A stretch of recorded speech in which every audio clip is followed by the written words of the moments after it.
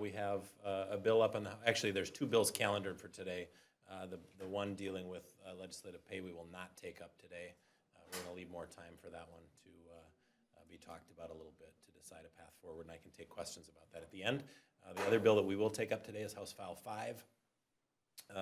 Chairman Davids is the chief author of that bill, and it's a bill that is a great second step now to healing the wounds to the individual marketplace that were brought on by Democrats by jumping in the deep end of the pool on Obamacare and MNsure here in Minnesota. So we learned through the election and the campaign season last year and this spring as people were signing up for plans in the individual marketplace, how much damage this has done to families and to Minnesotans and how much harm it's caused to Minnesotans. So we need to repair that. It's going to take some time, but this bill is a great first step in that direction, or second step, I should say. So I'll turn it over to Chairman Davids. Thank you. One of the first bills we passed in January was Senate File 1, which addressed several problems. One is 2 years ago we had a 40% increase on average in Minnesota for health premiums. Last year was 67%, so we're up 107%. The bill we passed went down 25%, so we're still up 82%. But maybe even more tragic than that is the fact that the market nearly collapsed for the 2017 year. Commissioner Rothman had to act quickly and cut some deals to get carriers to even stay for 2017. So that brings us now to House File 5. And in Senate File 1, you had the money and you had 3 or 4 very important reforms. This is a reform that I wanted to see in Senate File 1, but it did need more time, more discussion, more debate to do it correctly. So that's where we are today. We have House File 5. What the bill does, it sets up a reinsurance pool so that it can take some pressure off some of the carriers so that we have a market in 2018. I've been working very close with the governor's office and with Commissioner Rothman to make sure that we put a bill together that works for everyone. So the reinsurance pool basically states that it directs MSHA, which is already in statute, the Minnesota Comprehensive Health Association in 1976. It directs them, they will be the board of directors. And what we do in the reinsurance pool is we say you can go down to an attachment point as little as $50,000. The highest amount can be $250,000 or anywhere in between. Then the coinsurance within those parameters can be either 50 to 70%. It could be 50, 55, 60, up to 70% for coinsurance. So that will take some of the pressure off the carriers so that they can come in and establish plans. And so hopefully we'll have more carriers in the 2018 pool as open enrollment starts later this fall. That's what the bill does. There's several funding mechanisms. We've got, we transfer, there's no new taxes in this bill. We do take some money out of the Healthcare Access Fund. We take the 1% HMO tax. We take funds from the general insurance tax of, I believe, about $70 million, and we can get the exact numbers to you. So those are the funding mechanisms. The MMB, or the fiscal note, says that there could be a 17 or 18% or more reduction. So this is a bipartisan bill. We have to work on it that way. Commissioner Rothman and several committees has been very clear that this has to be signed into law by April 1st. We have to have it done by then. And then in May, the companies can start filing rates. They'll have rate approvals from the Department of Commerce. And I'm hoping that because of this bill, we could have a bit more of a robust market for 2018. So I will turn it over to questions. Let's go. Yes, sir. How certain are you that this is going to work? It's something that we have. There's several moving parts here. First of all, reinsurance programs work. That's why they have them. Reinsurance programs work. But then the question becomes, what happens at the federal level? And so I believe I was quoted something about saying we don't know what we're doing. What I was referring to was we don't know what the feds are doing. We don't know what the feds are doing. We know what we're doing. I know exactly what I'm doing. Reinsurance markets work. That's why they have them. And this is a reasonable plan we're putting forward to shore up the market for 2018. So the reinsurance plan works. The exact numbers, I'm glad that MMB came out with the numbers, because through the committee process, I wouldn't give numbers, because as soon as you give a number, you're wrong. But the official number, 17, 18, or more. From what you've read of that proposal in Congress, would that stabilization pot be eligible for this type of thing? And if that money comes through, would it kind of take the place of state money or be in addition to? Well, I think it lines up perfectly, because if that money came in, the way the bill's set up, that would replace the other funding sources. So if they come in with 250 million, that would go a long ways to help us out. And it has to be for a reinsurance pool. And if you don't have a reinsurance pool, now just think about what my friends on the other side of the aisle are doing. They're coming up with all these different things. But the way it's going here is you don't get that money unless you have a reinsurance pool, or if you don't have a reinsurance pool, the feds will set one up for you. Well, let's get ours in place. The funding can be replaced that we set out from the block grants to the state, but of course, that's talk. When President Trump signs something, we'll have a lot better idea as to where we're at. But just the way it's working, and this wasn't by design, sometimes it's better to be lucky than good, but this would, the other plans would not meet up with this because they're not reinsurance pools. This one would. So what can Minnesotans expect when they sign up for insurance next year for paying premiums? Would you talk about that a little bit? Well, I think hopefully there'll be more actors in the market. There'll be more players in the market. That's kind of the point of what we're trying to do here. Maybe get a little competition. This thing called competition has worked pretty good in the last 200 years. So let's get some competition. Let's get a robust market back. Now, I'm not saying the 2018 market will be robust, but we want to head that way. To get more carriers in counties and different regions, get them into the pool. Correct. In the district I'm so privileged to represent, there's not one all-access carrier. I represent Fillmore and Houston counties. There's not one carrier today. The market basically collapsed in 2017. They put some Band-Aids and some duct tape and, did the caps and all the different things they did to say they had a market, but we really don't in many areas of the state. So we want to bring it back so we have some all-access markets across the state. If you can clarify one more thing for me, if I might. What is the 17% reduction for the insurance carriers? No, excuse me. The 17 or 18% would be for the client. The person would see, let's just say 20%. No, I don't say 20%. You guys write stuff down. 17 or 18% would go to the client, to the insured. To the insured? Yes. Yes. The two of the funds you're using are designed for the working poor to help them with health care.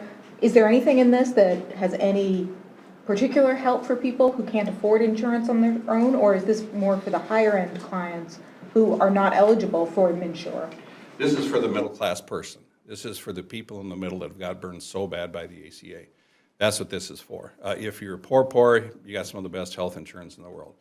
If you are just above that, you're in dire straits right now. That's the target we're looking at, the middle class. So it's a different group of people than currently benefit from Minnesota Care or MNsure.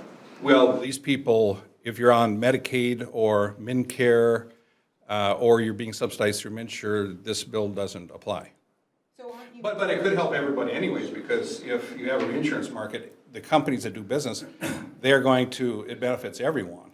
But if you're being fully subsidized on a Minnesota Care or Medicaid, you're not going to notice any difference anyways.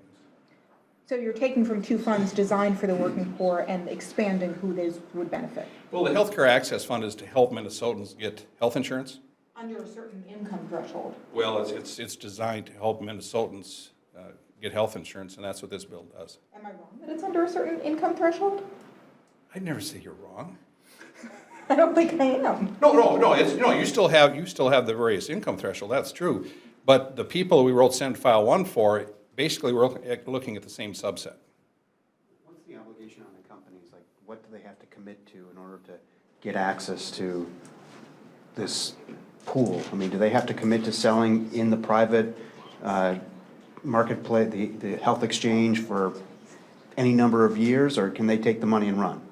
Well, I don't think they'll be taking the money to run, but what would happen is, first of all, they have to decide if they want to have a plan in the market anyways, and if they do, they would be treated like any other company, and then hopefully they get in for the long haul, is what, but basically what this bill does is, this is middle class relief. This is about, the biggest thing is shoring up the market for 2018, because it collapsed.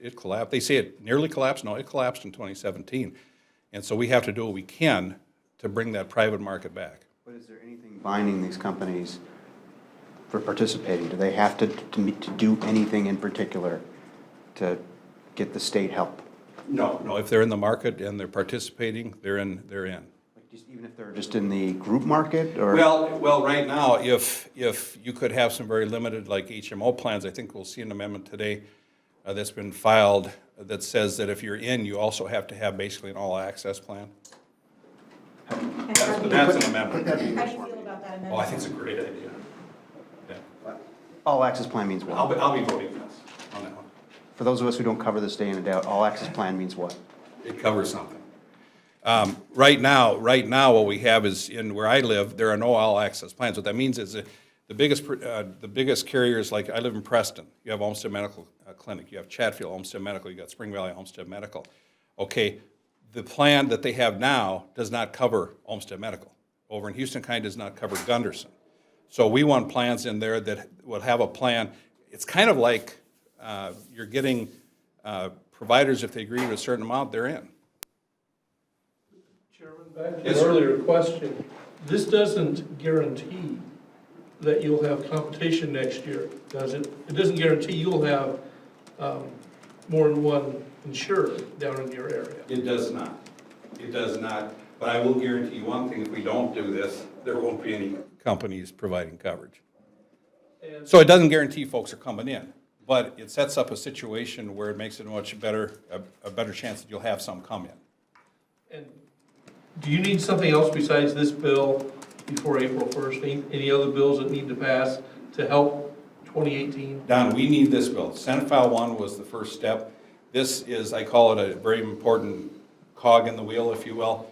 Very, very important to do this. This is very, very necessary. Just listen to Commissioner Rossman. He makes my case for me, that we have to do this. Now, there are some other steps that need to be taken, and some of those you may see in the HHS finance bill someplace other than this, on a bill that I will not be carrying. For next year? Till for next year, Yeah. correct. And still 3 tiers, the one that you already passed, this one for 18, and then another tier for the future? I think with what we did on Senate File 1 and what we're going to do today on House File 5 would help establish a market for 2018. There are more things that could be done that would be good to do, but I don't think they're as important as this. They're important, very important, but I think this is the key. Before you have to go, can you talk about the pay bill that was Thank you, taken everybody. off of the agenda? He doesn't need to pay. Can we cover the Minnesota care? If you want to. Oh, yeah. Yeah, if you want. Just- Before we switch subjects. Just really briefly, before we switch subjects, there will be an amendment offered today to expand Minnesota Care, to do, oddly enough, MNsure 2.0. Democrats are doubling down on the failed MNsure program and expecting MNsure to administer a public option style health insurance option for Minnesotans. What nobody that's proposing this wants to talk about is the fact that that program today has the lowest reimbursement level back to providers. That is an unsustainably low reimbursement level that will cripple healthcare in greater Minnesota. Rural access hospitals, if a bulk of their patients switch to this type of coverage with the lowest reimbursement in the state back to providers, will not be able to keep their doors open. This plan would force dozens of rural hospitals across the state to close and rural clinics across the state to have to turn away patients and shutter their doors. Just last week, I was at a conference with health clinic managers from across the state, a trade association. Representative Erin Murphy and I were both in attendance. When she told them about her expanded Minnesota Care plan, the room started laughing. And a woman that managed a series of clinics said, "You realize we'd all go out of business if that level of reimbursement was put out statewide. 250,000 more enrollees at that historically low reimbursement level would cause us to have to close shop." That plan is unsustainable. It's devastating to greater Minnesota. That's why we have to oppose it today.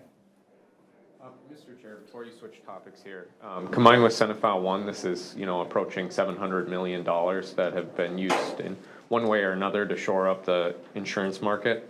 Where does this end? When does it end? Well, we'll see, and a lot will depend on what happens at the federal level.